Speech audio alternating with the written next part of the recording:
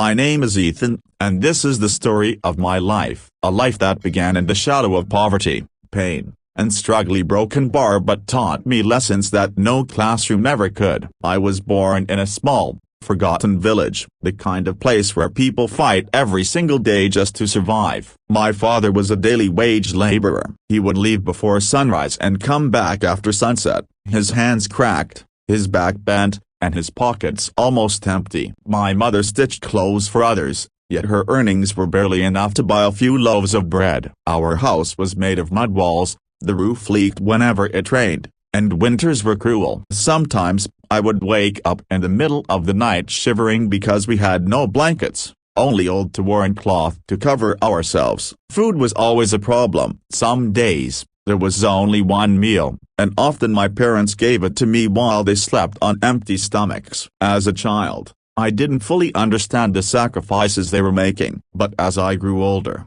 I realized that a broken bar they gave me their share of life itself. While other kids my age went to school in clean uniforms, I worked in the streets. I polished shoes, carried bags, and sold vegetables just to bring home a few coins. Still, every time I saw a child holding a book, my heart burned with longing. One day, I found an old torn book in a garbage pile. The cover was half gone, the pages were stained, but for me, it was priceless. That night, I sat under a streetlight and tried to read it. The words were difficult, the letters blurred, but something inside me lit up. From that day on, every night I would sit under the streetlight, reading whatever scraps of paper or books I could find. People mocked me. They said, "Books can't feed your hunger, boy. Stop wasting your time." But I didn't listen. I believed knowledge was my only way out of darkness. One cold evening, as I sat shivering under the light, a man stopped near me. He was a teacher. He asked me,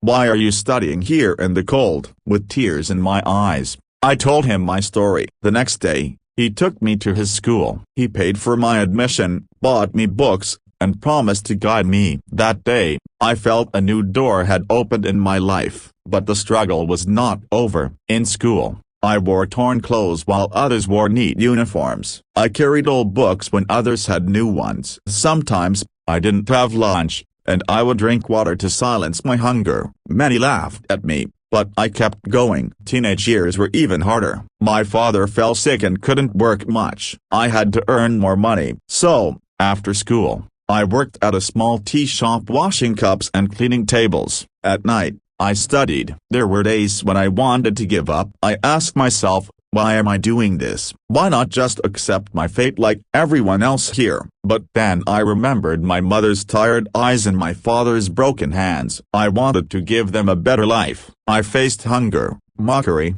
loneliness, and exhaustion, a broken bar, but I never stopped studying. After years of hard work, I passed my high school exams with top marks. No one believed it at first. A poor boy, the one who once polished shoes, had become the top student. For the first time, my village looked at me with respect. With the help of scholarships, I managed to enter college, and later, a university. The first day I stepped into the university, my eyes filled with tears. I remembered that boy under the streetlight, holding a torn book, and I whispered to myself, "You made it." Graduation day was the most emotional day of my life. I wore the black gown and cap, and as I looked at my parents in the crowd, I saw tears streaming down their faces. My mother held my degree in her hands and said, "Our son has done what we only dreamed of." At that moment, all the hunger, all the cold nights, all the humiliation, I felt it was worth it. Today, I am no longer the poor boy under the streetlight. I work,